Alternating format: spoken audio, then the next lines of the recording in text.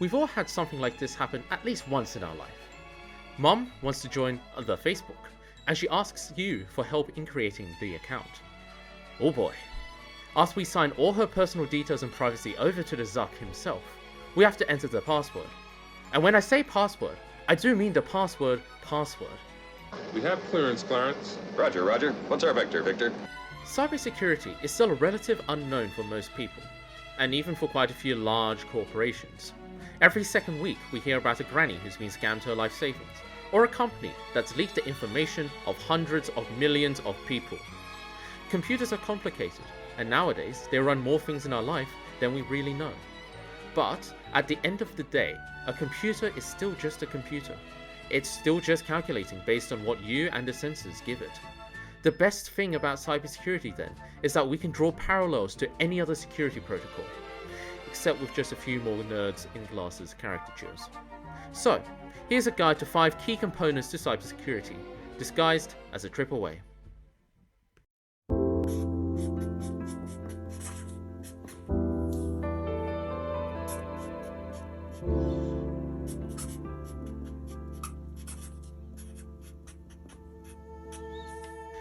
The first step in not being attacked is the attacker's mindset, making sure that you look at your problem like someone else trying to break the problem. Let's set the scene. It's time for a road trip. You do all the normal things to prepare. You make sure someone can house sit, you lock the door, you pack the bags, you set the alarm. All's well, and why shouldn't it be? In fact, with a new security system, there's no way there could be any burglars getting in. Right?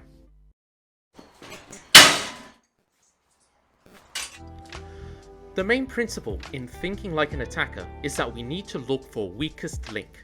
On a computer, that might be a deprecated app or an email. In a house, that might just be an open window, or a dog flap, or open balcony doors. We tend to ignore these because we focus more on the big ticket items, the alarm, the gates, the guard dog. And having those mean that we can miss the smaller, more subtle issues that even the dumbest burglar could find. If we look at the problem as an attacker, we get a better understanding of those subtle links in the chain.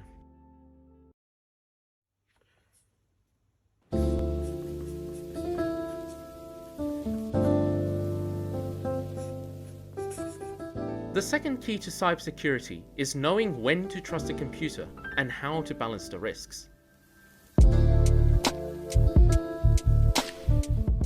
It's impossible to fully trust computers because they aren't sentient people. They're calculators that have sensors and inputs, but they can never see the real world.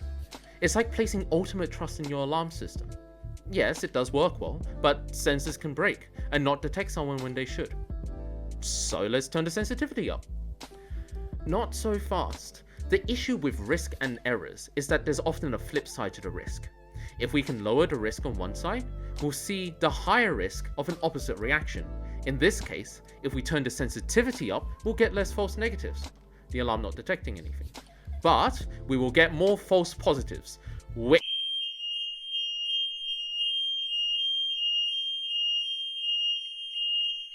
in this case, our trust in the alarm is shot because it cannot be relied on. Why? Because it's the boy who cries alarm. So remember, total trust never ends well, and the risk is a balancing act.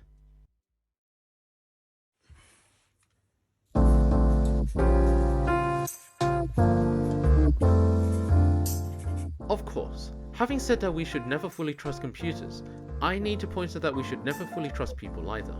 Because of how computers have become such an important part of our lives, we no longer pay attention to the old-fashioned brute force breaking and entering methods of cyber attacks in the same way that we used to. Instead, we can manipulate the people using the computers to give us what we need.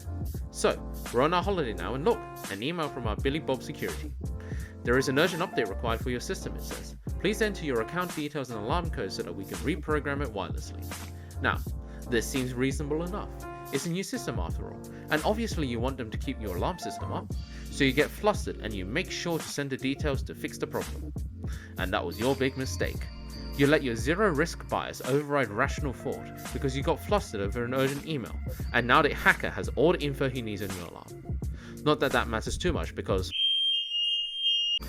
what to remember about social engineering is that it is impossible to get rid of.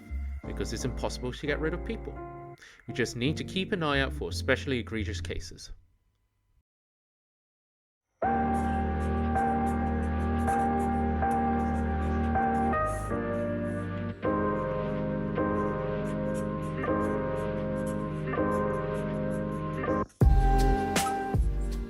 Here's the thing, socially engineering people is all well and good, but it is a lot of effort to do right. We have to convince the people running it that there is something wrong, and manipulate them and their attention when it actually isn't. The easy thing to do is just get inside that system and pretend to be one of them. Earlier, we gave keys and the alarm code to our friend, in inverted commas, to come house sit and clear the mailbox. Of course, we expect him to take the trust that we've given him and honor it, but you know how it is. The danger here is that we had a security perimeter. The doors, alarms and all that create a fort for us to hide our stuff in. However, since one of the people in that fort was a bad apple, they could do whatever they wanted. The issue here is that it's very hard to prevent this from happening. We could get better friends, or we could add extra layers of security.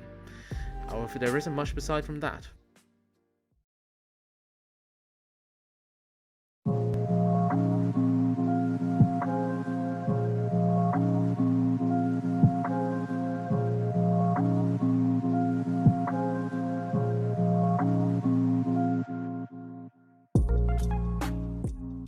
One of the hallmarks of security is surveillance. If we want to keep us and our computers safe, we need to monitor them for when some things go wrong. Now of course this can be a good thing because we are able to track threats and eliminate them with ruthless efficiency. However, there is a problem. With surveillance, there is inevitably a loss of privacy. Again, we have to balance the safety of surveillance with the danger of leaking our personal information. CCTV is great for looking for that burglar who steals your watch, but it's not so good if it is invading your ice cream eating rights.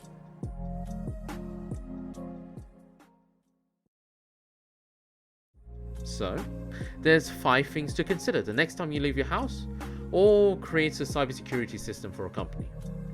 Your choice.